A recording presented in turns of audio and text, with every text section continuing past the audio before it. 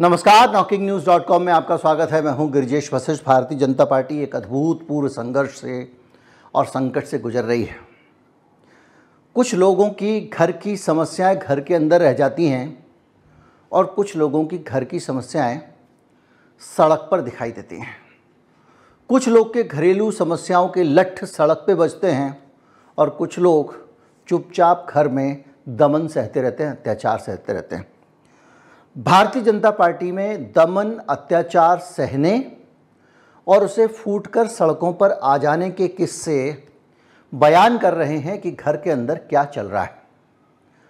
Bharatiya Janata party के अंदर जिस तरह का असंतोष इस समय है, एन चुनाव के टाइम पर वो भले ही दिखाई ना दे, लेकिन फुटकर में कहीं ना कहीं वो सामने आ जा रहा है। चाहे वो उत्तर प्रदेश का मामला हो, लोग सड़कों पर उतर आ रहे हैं, कहीं वो कर्नाटक का मामला हो, वहाँ सड़क पर उतर आते हैं, या अलग अलग जगहों पर।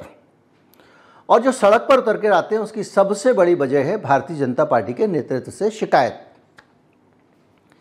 शिकायत क्या है? वही शिकायत जो आपको भी होगी कि आपके परिवार का मामला, आप परिवार के 10 सदस्य हैं, संयुक्त परिवार है 10, 15, 20, 50 लोगों का, और उस बीच में पता चला कि दद्दू कहें कि आज से ये लड़का मेरे घर में रहेगा, ये लड़का घर का बड़ा है और बड़े लड़के के जो अधिकार होते हैं वो इसको मिलेंगे, और जो जेब खर्ची तुमको देता हूँ वो मैं इसको दूंगा, और घर की तरफ से यही आदमी खेती बाड़ी करने जाएगा। फिर दूसरी तरफ दूसरे दिन एक और लड़का आ जाए, और ऐसे ऐसे करके घर के 5 में से 4 आदमी जो जिम्मेदारी लेने वाले, जो मलाईदार पोस्टिंग जिसको कहते हैं, वो बाहर के आ जाएं, तो घर के अंदर किस तरह की सिचुएशन होगी। दादा का लट्ठ बड़ा मजबूत है, चूं चपड़ करे तो पिटाई हो जाती है। बीजेपी में नेतृत्व का लट्ठ बड़ा ज़बरदस्त है, जरा दाएं बाएं करेंगे, जेल, ईडी वीडी सब कुछ है। उसके बावजूद अलग अलग जगहों पे कार्यकर्ता प्रदर्शन कर रहे हैं। मैं खबरें लगा देता हूँ, कुछ तफसील से पढ़ भी देता हूँ। 7 फरवरी की खबर है, 6 फरवरी का घटनाक्रम है। 2 स्ट्रॉन्ग कंटेंडर हंसराज अहीर और सुधीर मुंगंतीवार के होते हुए भी भारतीय जनता पार्टी ने बाहर से लोगों को कैंडिडेट बनाया। कासगंज उत्तर प्रदेश में है, वहाँ पर पार्टी लीडर्स के लोगों ने पोस्टर जलाए और ये कहा कि ये टिकट जो है वो बीजेपी ने भेदभाव के साथ बांटे हैं और बाहर के लोगों को दिए गए हैं। अलीगढ़ में भी प्रोटेस्ट हुआ। आंध्रा में मैं बता ही चुका हूँ आपको कि 10 में से 4 कैंडिडेट आउटसाइडर थे। इसी तरह से अलग अलग जगहों पर टिकट के मामले में लोग नाराज़ हैं और उनका कहना ये है कि बाहर से लाके लोगों को टिकट दिया जा रहा है। घर के बच्चे बैठे हुए हैं और दद्दू बाहर से लोगों को बुला के ला रहे हैं और लट्ठों से उनको संरक्षण दे रहे हैं। अब ये हंसी मजाक का किस्सा आप भले ही समझें, लेकिन ये गंभीर मसला है किसी भी पॉलिटिकल पार्टी के लिए। आखिर भारतीय जनता पार्टी लंबे समय से चली आ रही एक पार्टी है। अलग अलग समय पे लोकतांत्रिक तरीके से अलग अलग नेताओं ने उस पार्टी को आगे बढ़ाया। बड़ी संख्या में ऐसे लोग हैं जिन्होंने, किसी ने राम मंदिर आंदोलन के टाइम पे, किसी ने किसी और आंदोलन के टाइम पे, किसी ने अडवाणी की रथ यात्रा में, किसी ने कहीं किसी दंगे में, इस तरह से योगदान देकर पार्टी को आगे बढ़ाया है। कई लोगों ने घर से, अपने हैसियत नहीं थी तब भी पैसे पार्टी को दिए, पार्टी को संसाधन दिए। रात रात भर जाग के लोगों ने वॉल राइटिंग की, पोस्टर लगाए। आज पता चलता है कि पार्टी में कुछ लोग आते हैं और वो उस पार्टी में पहले सर्वे सर्वा बनते हैं, और सर्वे सर्वा बनने के बाद जिन लोगों ने अपने खून पसीने से पार्टी खड़ी की है उनको सेकंड ग्रेडेड सिटीजन बना देते हैं, और पहले दर्जे के सिटीजन वो हुए जो बाहर से आए। ग्रेड में इसलिए कर रहा हूँ कि सेकंड ग्रेडेड और फर्स्ट ग्रेड का अंतर, क्योंकि फर्स्ट ग्रेड का जो सिटीजन है उसी को तो प्रिविलेज मिलते हैं ना, जैसे कि टिकट। आंकड़े बताता हूँ मैं आपको। अलग अलग 161 डिफेक्टर्स को भारतीय जनता पार्टी ने टिकट दिए हैं, जिसमें से 31 कांग्रेस के हैं, 31 अन्य छोटी पार्टियों के हैं। इसके अलावा बीआरएस के 9 हैं, बीएसपी के 8 हैं, टीएमसी के 7 हैं, आरएलडी के 6 हैं, एनसीपी के 6 हैं, एसपी के 6 हैं, एआईएडीएमके के 4 हैं, आपके 2 हैं। मतलब कुल मिला के दल बदलुओं को टिकटों से नवाजा जा रहा है और हालत ये है कि करीब 28% टिकट भारतीय जनता पार्टी अपने यहाँ के टिकट, प्रिविलेज सिटीजन होना, मलाईदार पोस्टिंग बाहर से आए लोगों को दे रहे हैं। 28%। मैंने इस बारे में बात की थी कि इसको लेकर भारतीय जनता पार्टी में असंतोष है, कई उदाहरण भी दिए थे, लेकिन डेटा अब आया है जब बहुत सारे नॉमिनेशन भर गए हैं। अभी तक डेटा पे बात करने का कोई मतलब था नहीं। इन 28% लोगों में अगर आप देखें तो आंध्रा में 6 कैंडिडेट अनाउंस किए गए, इसमें से 5 बाहर के हैं। असम में 11 में से 5 बाहर के हैं। बिहार में 17 में से 3 बाहर के हैं। छत्तीसगढ़ में 8 में से 2 बाहर के हैं। दादर नगर हवेली में 2 में से 1, दिल्ली में 7 में से 2, गुजरात में 26 में से 3, हरियाणा में 10 में से 6 कैंडिडेट बाहर के हैं। झारखंड में 14 में से 6, कर्नाटक में 25 में 5, केरल में 18 में 2, महाराष्ट्र में 24 में 7, 21 में 8, उड़ीसा में पांडिचेरी में 1 कैंडिडेट है, वो भी बाहर का है। राजस्थान में 25 में 2, तमिलनाडु में 23 में 11 कैंडिडेट बाहर के हैं। तो कुल मिला के तेलंगाना में 17 में से 12, आप सोचिए 17 कैंडिडेट में से 12 बाहर वाले हैं। तो इसी तरह से उत्तर प्रदेश में 84 में से 20 कैंडिडेट बाहर के हैं। पश्चिम बंगाल में 41 में से 8, पंजाब में 8 में से 4।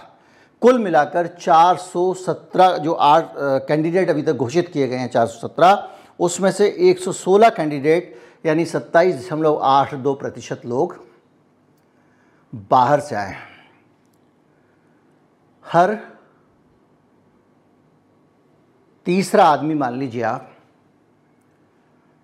बीजेपी का सांसद बनने के लिए टिकट लेकर खड़ा हुआ है, लेकिन वो भाजपाई नहीं है, वो आरएसएस का नहीं है, वो संघी नहीं है, वो आरएसएस का हिस्सा भी नहीं है। ये जो चीज़ है, ये चीज़ एक एनालिसिस की तरफ हम सबको ले जाती है। और बाहर के सिर्फ ये 118 कैंडिडेट नहीं है जिन पर कृपा बरसी है मोदी शाह की। लगातार पूरी पार्टी में पुराने कार्यकर्ता, वर्कर, नेताओं का तो आप जानते ही हैं, बड़े बड़े नेता सारे के सारे बाहर हो गए हैं। कितने बड़े चेहरे थे, सब हट गए हैं।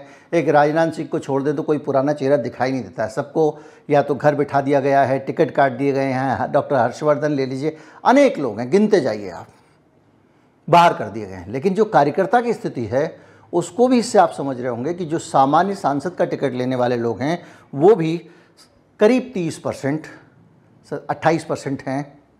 ऐसे लोग हैं जो कि बाहर से आए हैं, यानी इतने टिकट भारतीय जनता पार्टी के कार्यकर्ताओं के काटे गए हैं। यानी 100 में से 30 कार्यकर्ता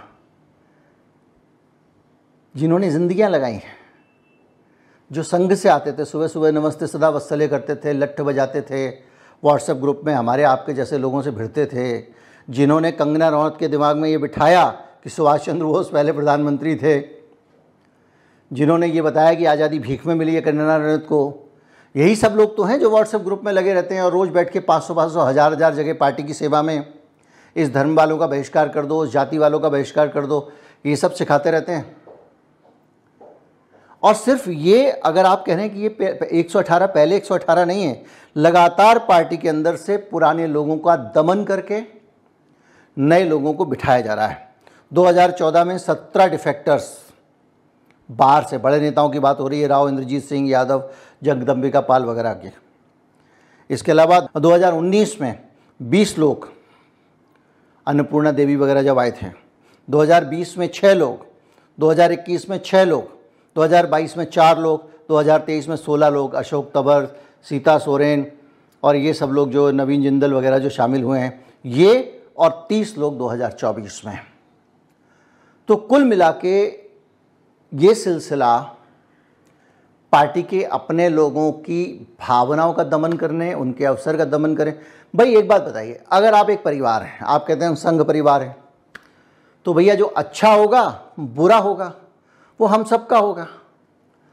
तुम वहां से आके सर पे मोदी का जो परिवार है उसको आपने भारतीय जनता पार्टी के सर पे बिठा दिया और अब चुन चुन के आप उन सब लोगों को निकाल रहे हो या उनके अवसर छीन रहे हो जो भारतीय जनता पार्टी की विचारधारा से जुड़े हैं। आरएसएस की कितनी भी बुरी विचारधारा वो अच्छी हो, उससे जुड़े हुए हैं, जिन्होंने अपना पूरा जीवन इस विचारधारा के लिए समर्पित किया, उन लोगों को आप धीरे धीरे उनका पत्ता काट रहे हो, और पत्ता काट रहे हो और ऐसे लोगों को ले लेके आ रहे हो जिनके अंदर ना तो पॉलिटिकल अवेयरनेस है, ना किसी तरह की जागृति है, ना किसी तरह का कोई करेज है जो पार्टी नेतृत्व के खिलाफ आवाज़ उठा सकें, उसके खिलाफ खुल के बोल सकें, या कहीं पर असहमति होती है, कहीं पे लगता है पार्टी की नीतियों के साथ के खिलाफ जा रही है पार्टी, तो बोल सकें।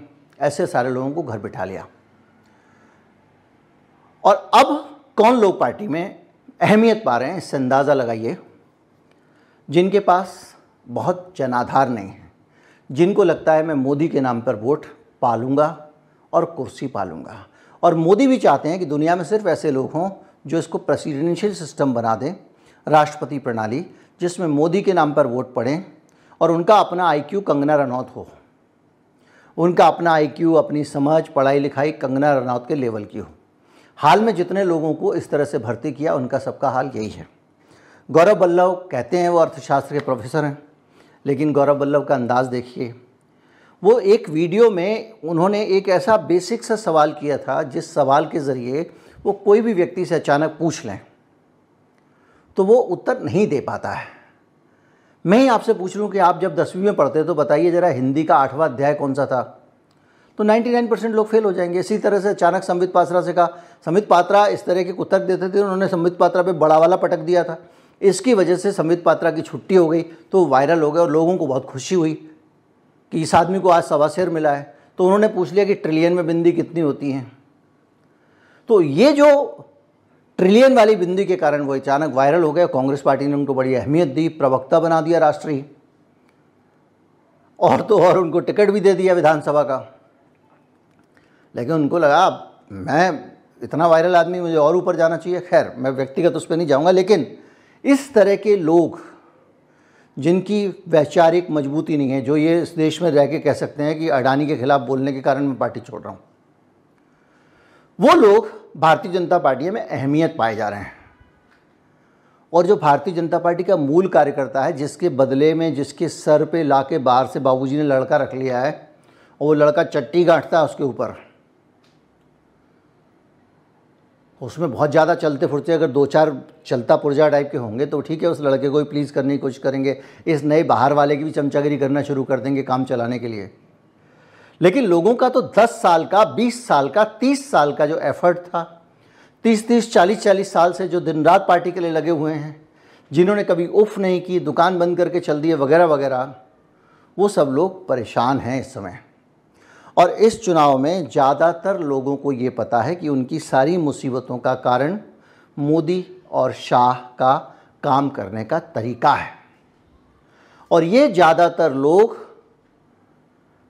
मैं आपको जैसे मैंने कुछ उदाहरण प्रोटेस्ट वाले दिए, लेकिन जो खबरें हमको भी तो पता चलता रहता है ना, कहाँ पार्टी में क्या हो रहा है, कौन लोग क्या सोच रहे हैं। उनका बस चले और उनको अगर मोदी शाह का खौफ ना हो, डर ना हो, तो वो अभी जो ये जो ऑफिशियल कैंडिडेट आया उसको पटक के मारें और डिसीडेंट खड़ा कर दें। उनको पता है कि जहां हमने एक बागी उम्मीदवार खड़ा किया, देख रहे हैं कहीं कोई बागी उम्मीदवार नहीं दिख रहा है, वहीं विधानसभा में हो जाता है, तो ये बगावत मानी जाएगी मोदी शाह के खिलाफ। और हमारी जो अभी तक की कमाई धंधा है, इनकम टैक्स उसकी जांच कर लेगा। और ऐसा नहीं है कि नाकाबिल लोगों को ही बाहर किया जा रहा है। भाई शिवराज सिंह की जगह जो नए वाले आए हैं मुख्यमंत्री जी, मोहन यादव, अब आप खुद ही अंदाज़ा लगा लीजिए, राजस्थान में कहाँ वसुंधरा, कहाँ नए वाले मुख्यमंत्री जी आए हैं। हरियाणा का हाल देख लीजिए, थे तो खैर खट्टर भी उसी के कोटे और कैटेगरी के। तो ये इस तरह से जो लगातार पार्टी के अंदर एक एवरेज और बिलो एवरेज आईक्यू जो है उसके लोग हावी होते जा रहे हैं, ताकि वो किसी तरह का कोई सवाल ना करें, किसी तरह की बुद्धि अप्लाई ना करें, और सिर्फ एक आदमी के नाम का गुणगान करते रहें, और उनसे किसी भी तरह से लीडरशिप को कतई कोई खतरा ना हो। खतरा कौन सा? असहमति का खतरा ना हो। ये इस देश के लोकतंत्र की हकीकत है, और ये लोकतंत्र देश से ज़्यादा भारतीय जनता पार्टी का आंतरिक लोकतंत्र है। तो इस पूरे मामले में जो बीजेपी का अंदर का वर्कर है, कल गौरव वल्लभ बाकी लोग जब गए दल बदल, उससे इसको मिला के खबर को देखिए कि जैसे जैसे ये बाहर से लोग आ रहे हैं, ये जो 28% लोग आए हैं, इन्होंने कहीं ना कहीं किसी के पेट पे लात मारी है, किसी की राजनीतिक संभावनाओं को ख़त्म किया है। 118 लोगों को जिनको टिकट मिल सकता था, जो पार्टी के कोर वर्कर थे, जिन्होंने पूरी ज़िंदगी पार्टी में खर्च की थी। अब आप कहेंगे नहीं विनेबिलिटी होती है, विनेबिलिटी का क्राइटेरिया शिवराज सिंह से ज़्यादा क्या था? और रहा सवाल विनेबिलिटी का, तो भाई विनेबिलिटी ऐसी जीत किस काम की जिस जीत से उस परिवार में रहने वालों को कोई फ़ायदा ना हो? ऐसी जीत किस काम की जिस चीज़ से परिवार ना जीते, सिर्फ 2 लीडर जीते? तो ये एक बड़ा चिंतन भारतीय जनता पार्टी के अंदर चल रहा है। काफ़ी पुराने संघ परिवार के लोग इस पूरी दुविधा से गुजर रहे हैं और सबकी सबसे बड़ी समस्या ये है कि पहले संघ परिवार में ये चीज़ें आसानी से पता लग जाती थीं कि अब आने वाले समय में क्या होने वाला, क्या नहीं होने वाला है। अब सब लोग बैठे रहते हैं ऐसे करके कंबल ओढ़ के और राम बसते हैं कि भैया मेरे ऊपर बम ना गिर जाए। इस वातावरण में ये चुनाव हो रहा है और इस चुनाव में इसीलिए पार्टी का कार्यकर्ता इतना हतोत्साहित है। आप आपके जो व्हाट्सएप ग्रुप्स हैं उनमें देख लीजिए, जो व्हाट्सएप ग्रुप वाले अंकल जी हैं, भारतीय जनता पार्टी के अलग अलग कार्यकर्ता हैं, वो अब मोदी के लिए इस चुनाव में लड़ नहीं रहे हैं आपसे। 6 महीने पहले या कोरोना के टाइम पे वो आपसे कितनी बहस करते थे, वो हर चीज़ के लिए बहस करते थे, अडानी अंबानी के लिए भी आपसे भिड़ जाते थे। अब वो शांत बैठ गए हैं, उनको लग रहा है जो होना है हो जाओ। और बहुत सारे लोगों ने ये कहा कि साहब हमारी इच्छा है, हम अपने पूरे जीवन में हमने जो नहीं किया वो करेंगे, बीजेपी के पुराने लोग, और इस बार हम पार्टी के खिलाफ वोट डालेंगे। कई आरएसएस के प्रचारकों ने ये फैसला किया है कि भारतीय जनता पार्टी को हराना है। बड़ी संख्या में ऐसे प्रचारक हैं, नाम बताना उचित नहीं है, लेकिन याद करेंगे तो मैं पहले वीडियो में उनके नाम बता चुका हूं। बड़े बड़े नेता, कोई पार्टी में कभी लोकसभा अध्यक्ष रहा है, कहीं कोई कुछ रहा है, वो सब लोग इस बार दुआ कर रहे हैं ऊपर वाले से, क्योंकि बस उनका भी नहीं चल रहा है। पहले तो पुराना नेतृत्व होता था तो जाके चढ़ बैठते थे, भिड़ जाते थे कि हमारे साथ अन्याय हुआ कैसे नहीं करोगे। इस बार वो लोग शांति से उस दिन का इंतज़ार कर रहे हैं जब वो वोट डाल के कुछ कर सकते हैं तो करते हैं। तो ये जो अवस्था है, इसको कहते हैं ये अंडर करंट है। जब ज़्यादा शांति होती है तो तूफान से पहले की शांति है। और हो सकता है इस चुनाव में बड़ा नुकसान मोदी शाह को इससे उठाना पड़े, क्योंकि इस बार भारतीय जनता पार्टी की हार मोदी शाह की हार है। मध्य प्रदेश विधानसभा का चुनाव हुआ, मोदी शाह की हार नहीं थी, हारते तो शिवराज सिंह हारते, जीतते तो वो जीतते हैं। अलग अलग इस चुनाव में, लेकिन उनकी अपनी गद्दी का मसला है। इसलिए कोई भी आदमी मत चूके चौहान वाली मुद्रा में। उम्मीद करता हूँ आप पूरा पिक्चर समझ चुके होंगे। इस बार की लोकसभा में अभी तक के जो सीटों का ऐलान किया गया है, उसमें 10 में से 3 आदमी बीजेपी के न तो वर्कर हैं, ना आरएसएस के स्वयंसेवक हैं, ना पुराने बीजेपी के कार्यकर्ता हैं। वो लोग हैं जो बाहर से आए हैं और इसलिए आए हैं क्योंकि उनको अपने लिए जो भौतिक संभावनाएं हैं, रोजी रोटी की संभावनाएं, या तो टिकट मिल रहा था या उनको ये लग रहा था कि अब हमारा करियर नहीं बचा। जैसे वो सुरेश पचौरी पूरी ज़िंदगी यार राज्यसभा में रख रख के कांग्रेस पार्टी ने उनको मंत्री बनाया, कई दफ़ा राज्यसभा में भेजा, एक बार चुनाव लड़े, हार गए पूरी तरह से। ऐसे लोग, संजय निरुपम 14 में 5 लाख से हारे थे।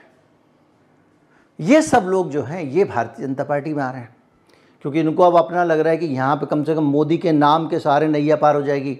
ज्योतिरादित्य सिंधिया अपना चुनाव हार गए थे, उसी अपने पिताजी की सीट पे उनको लग रहा है मोदी के नाम पे नैया पार हो जाएगी। और मोदी को भी ऐसे ही लोग चाहिए जिनको लगे कि उनकी नैया मोदी से ही पार हो सकती है। विचारधारा दीनदयाल उपाध्याय और ये एकात्म मानववाद, हेडगेवार, गुरुजी, ये सब चीज़ें छोड़ो, इन सब से ऊपर केवल मोदी पे फोकस करो। और जो ये कर सकता है वो पार्टी में मलाई पा सकता है। वो कंगना रनौत भी हो सकती है, कोई और भी हो सकता है। उम्मीद करता हूँ वीडियो अच्छा लगा होगा। बांट दें बीजेपी वालों को ख़ास तौर पे। नमस्कार, जय हिंद।